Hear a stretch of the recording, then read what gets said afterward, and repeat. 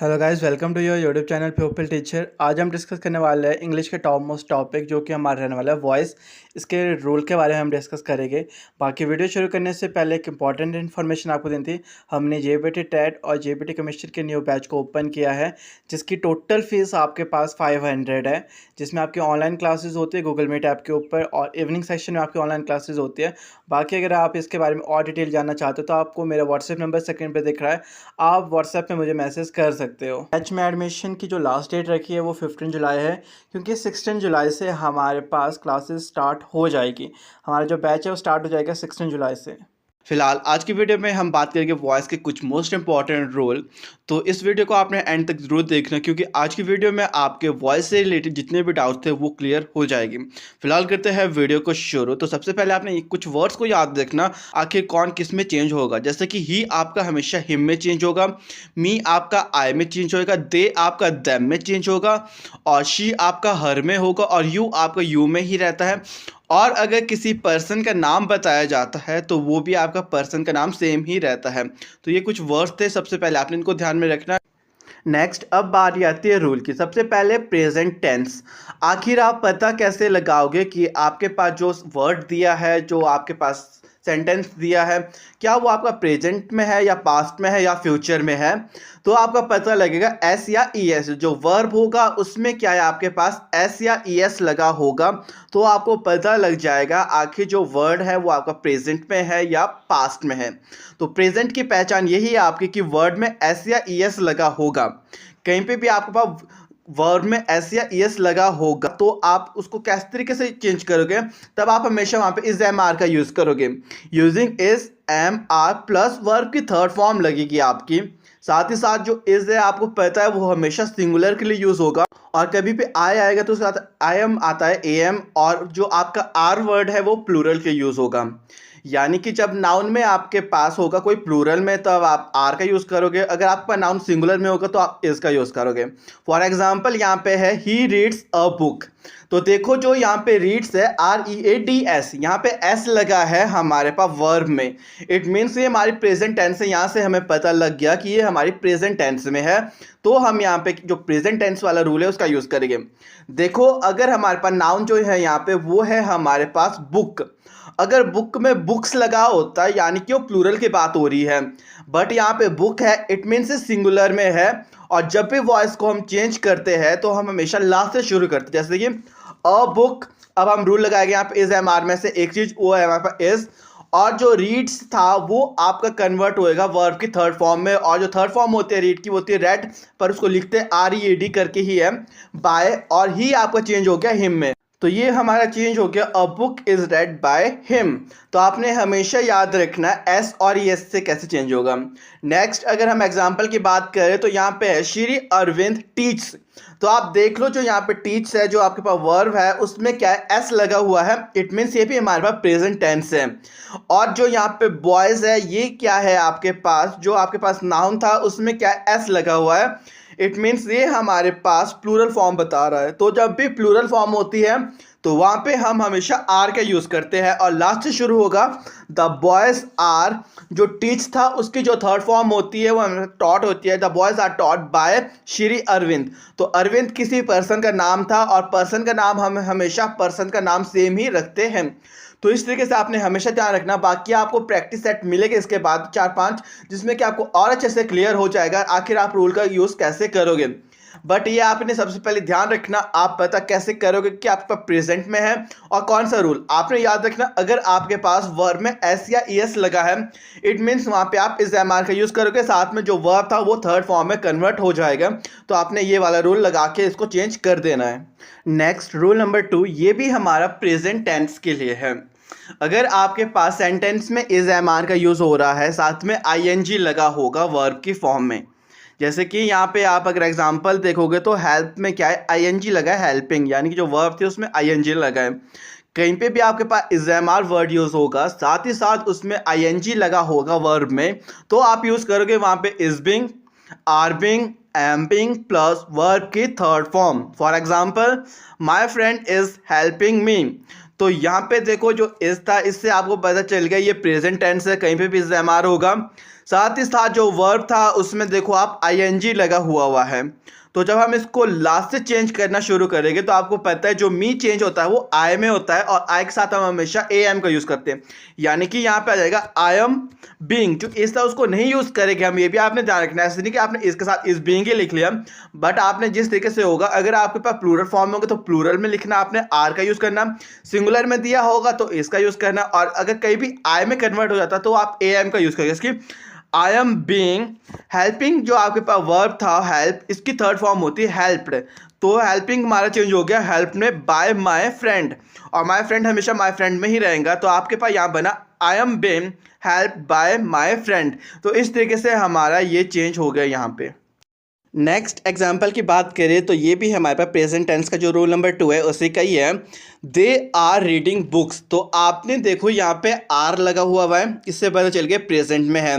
साथ में जो रीड था उसमें क्या है, आपके पास आईएनजी लगा हुआ है, और जो बुक है उसमें क्या है, बुक्स। इट मीन्स ये तो आपका प्लूरल फॉर्म है, तो यहाँ पे आप आर बीइंग का ही यूज़ करोगे। तो हम लास्ट से शुरू करेंगे, बुक्स आर बीइंग। रीडिंग की जो थर्ड फॉर्म हो जाती है रीड की, वो हमारे पास रेड हो जाती है, और रीडिंग का बन गया रेड बाय। दे आपका हमेशा चेंज होता है दैम में, ये मैंने आपको स्टार्टिंग में बता लिया था। दे चेंज हो गया दैम में। तो इसको जब हम कन्वर्ट करेंगे, चेंज करेंगे, तो ये हमारा बनेगा books are being read by them. तो आपने हमेशा याद रखना, कहीं पे भी आपके पास इज एम आर होगा प्लस आईएनजी लगा होगा वर्ब में, तो आप उसको चेंज करोगे is being, are being, am being, plus verb की थर्ड फॉर्म आपकी यूज होगी। नेक्स्ट है हमारे पास रूल नंबर 3, ये भी हमारा प्रेजेंट टेंस की बात करेगा। अगर आपके पास कभी भी सेंटेंस में हैज़ और हैव होता है तो आप उसको किस तरीके से यूज़ करोगे। कभी भी हैज़ और हैव होगा तो आप हमेशा हैज़ को हैज़ बीन में कन्वर्ट करोगे, और हैव का हैव बीन। और जो आपका हैज़ बीन यूज़ होगा वो आपका यूज़ होता है हमेशा सिंगुलर के लिए, एक थिंग्स के लिए। अगर हम बात करते हैं हैव बीन, तो ये आपका यूज़ होता है प्लूरल थिंग्स के लिए, यानी कि जहाँ पे हम दो से ज़्यादा चीज़ों के बारे में बात करते हैं। जैसे कि यहाँ पे है कोमल हैज़ रीड मैनी बुक्स। तो देखो यहाँ पे आपके पास हैज़ दिया हुआ है, और लास्ट में जो आपके पास यहाँ पे नाउन था उसमें बुक्स है। बुक्स आपके पास बन गया प्लूरल फॉर्म, तो आप यहाँ हैज़ नहीं हैव बीन का यूज़ करोगे। मैनी बुक्स हैव बीन, और जो आपके पास रीड है होगा, कोई भी वर्ब की फॉर्म होगी वो वैसी की वैसी रहेगी। Many books have been read by Komal. तो कोमल किसी पर्सन का नाम था, तो हमने कोमल का कोमल ही रखा। तो याद रखना, कहीं पे भी हैज़ और हैव होगा सेंटेंस में तो आप यूज़ करोगे वहाँ पे हैज़ बीन या हैव बीन। हैज़ बीन अगर आपके पास कहीं भी नाउन सिंगुलर फॉर्म में दिया होगा, और हैव बीन अगर आपके पास नाउन कभी भी प्लूरल फॉर्म में दिया होगा, तो आप उस तरीके से यूज़ करोगे। पास्ट टेंस के बारे में, आखिर जो पास्ट टेंस का रूल है किस तरीके से आप यूज़ करोगे, अगर आपने इन रूल को अच्छे से समझ लिया तो आपको कभी भी वॉइस से रिलेटेड कोई भी प्रॉब्लम नहीं रहेगी। सबसे पहले ये पता लगाना है हमने कि आखिर हम पास्ट टेंस की पहचान कैसे करेंगे कि ये पास्ट इंडेफिनिट टेंस है। अगर आपके पास वर्ब की थर्ड फॉर्म लगी होती है, आप सभी को पता है, जैसे कि यहाँ पे आप एग्जांपल में देख सकते हो स्कोर्ड। अगर स्कोर है तो इट मीन्स वो हमारे पास क्या है, प्रेजेंट टेंस है, यानी कि वो क्या वर्ब की फर्स्ट फॉर्म है। बट जो स्कोर्ड है ये हमारे पास वर्ब की थर्ड फॉर्म है। कभी भी हमारे पास वर्ब की थर्ड फॉर्म लगी होगी कहीं भी सेंटेंस में, फिर हम वहाँ पे वॉज और वर का यूज़ करेंगे, क्योंकि पास्ट के लिए हम हमेशा वॉज और वर का यूज़ करते हैं। और आपको पता है वॉज का यूज़ हम तब करेंगे अगर हम किसी सिंगुलर चीज़ के लिए बात करेंगे, और सिंगुलर का मतलब होता है कोई एक थिंग या एक पर्सन। अगर हम बात करते हैं वर का यूज़ हमारा होता है प्लूरल के लिए, यानी कि हम दो या दो से ज़्यादा चीज़ों के बारे में बात करेंगे तो हम वहाँ पे वर का यूज़ करेंगे। एग्जाम्पल के थ्रू समझे तो यहाँ पे है Sachin scored a century. Verb की जो फॉर्म है थर्ड फॉर्म वो वर्ब की वही रहेगी पास्ट टेंस में, क्योंकि यहाँ पे वर्ब की थर्ड फॉर्म ही लग रही है आपके पास। जिसकी स्कोर्ड है यहाँ पे, इससे हमें पता लगा ये हमारी थर्ड फॉर्म है। तो जब हम चेंज करते हैं तो हम लास्ट से शुरू करते हैं अ सेंचुरी। अब यहाँ पे प्रॉब्लम है वॉज करे, वर करे, इज एम आर करे, क्या करे। तो देखो अगर हमारे पास वर्ब की थर्ड फॉर्म लगी है पास्ट है तो हम यहाँ वॉज का यूज़ करें। क्यों? क्योंकि यहाँ पे एक पर्सन की बात हो रही है। अगर यहाँ पे बहुत सारी चीज़ों की बात होती तो हम यहाँ पे वर का यूज़ करते, तो हमने यहाँ वॉज का यूज़ किया। अ सेंचुरी वॉज, स्कोर्ड का स्कोर्ड ही लिखे गए हम, क्योंकि वर्ब की थर्ड फॉर्म ही यूज़ होती है यहाँ पे जो भी होती है। बाय सचिन, किसके द्वारा? सचिन के द्वारा। तो यहाँ पे हमने किया a century was scored by Sachin. Next example अगर हम पढ़े तो ये देखो, प्रेम कंपोज दिस पोएम। अगर यहाँ कंपोज होता तो मतलब ये हमारे पास प्रेजेंट में था, पर यहाँ पे जो वर्ब की फॉर्म दे रखी है वो थर्ड है, कंपोज्ड, यानी कि ईडी लगा हुआ है, हमें पता लग गया ये पास्ट टेंस है। या हम या तो वॉज का यूज़ करेंगे या वर का यूज़ करेंगे। तो यहाँ पे अगर हम देखेंगे नाउन, तो यहाँ पे जो पोएम है वो हमारे पास सिंगुलर है, पोएम। अगर पोएम्स होता तो वर का यूज़ होता, बट यहाँ पोएम है तो हम वॉज का यूज़ करेंगे। और लास्ट से शुरू करेंगे हम, दिस पोएम, तो यहाँ पे वॉज का यूज़ हो गया, तो वॉज कंपोज बाय प्रेम, किसके द्वारा? प्रेम के द्वारा। तो हमेशा हम वॉइस में ये ध्यान रखेंगे, अगर हमारे पास कभी भी वर्ब की थर्ड फॉर्म दी है, इट मीन वो हमारे पास पास्ट टेंस है। और पास्ट टेंस में हम हमेशा वॉज और वर का यूज़ करेंगे। वॉज हमेशा सिंगुलर के लिए, वर हमारा प्लूरल के लिए। नेक्स्ट अगर हम बात करेंगे, रूल नंबर 2 है हमारे पास पास्ट का ही है, ये हमारे पास पास्ट टेंस में। अगर आपके पास सेंटेंस में कभी भी वॉज या वर होगा, साथ में आईएनजी लगा होगा, फॉर एग्जाम्पल आप यहाँ देख सकते हो नीचे, he was writing a letter, तो देखो यहाँ पे वॉज दिया गया है, हमें पता लग गया पास्ट टेंस है। साथ ही साथ यहाँ पे क्या है, वर्ब में आईएनजी लिखा है, राइटिंग, राइट में क्या लगा है? ING, writing.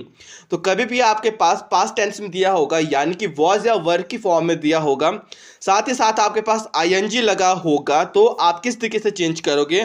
तो आप वहाँ पे वॉज बीइंग, वर्बिंग प्लस वर्ब की थर्ड फॉर्म लगेगी, जिसमें आपके पास आईएनजी लगा होगा ना, जैसे वर्ब में जिसकी राइटिंग, तो राइटिंग की थर्ड फॉर्म लगेगी, साथ में वॉज बीइंग लगेगा, वर्ब बीइंग लगेगा। एग्जाम्पल के थ्रू समझे तो यहाँ पे है, he was writing a letter, तो यहाँ देखो आपके पास वॉज भी है और आईएनजी भी लगा हुआ है। तो हम लास्ट से शुरू करेंगे, a letter was being, writing का जो थर्ड फॉर्म होती है वो होती है रिटन बाय, ही आपका चेंज होता है हमेशा हिम में, a letter was being written by him. Next example देखो, तो Ram was eating an apple, तो यहाँ पे वॉज भी है और जो वर्ब है उसमें आईएनजी भी लगा है, और जो एप्पल है वो आपके पास हमेशा यहाँ पे दिया गया है सिंगुलर में, तो आप यहाँ पे वॉज का यूज़ करोगे।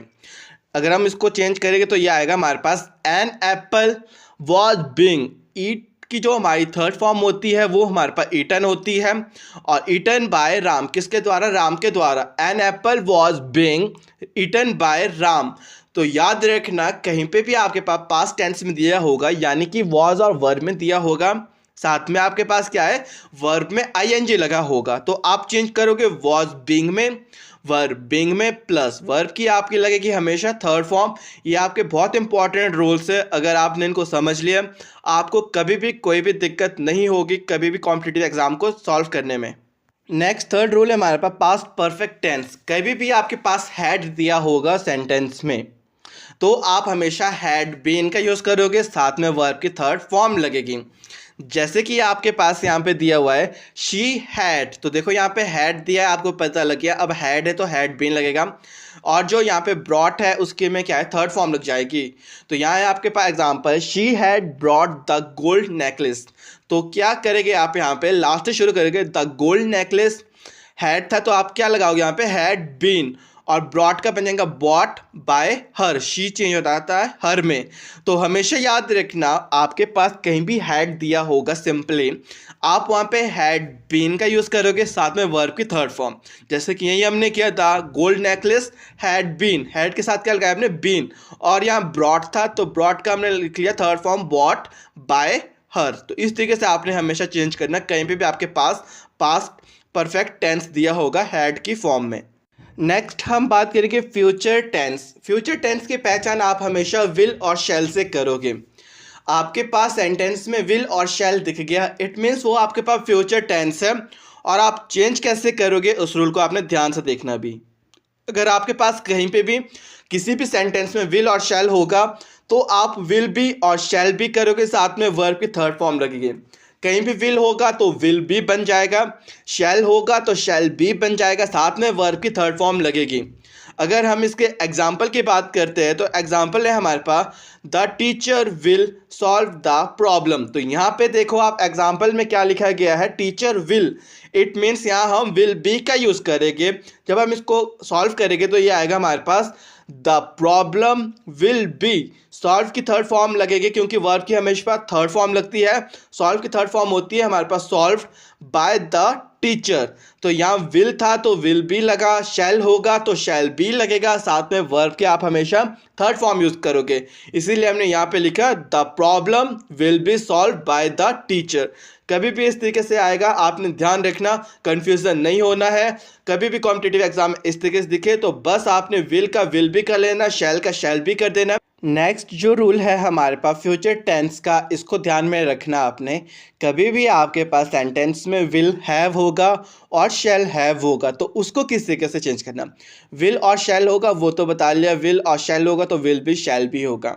बट अगर विल हैव हो गया, शैल हैव हो गया तो आप क्या करोगे, तो आप यूज़ करोगे will have been, shall have been.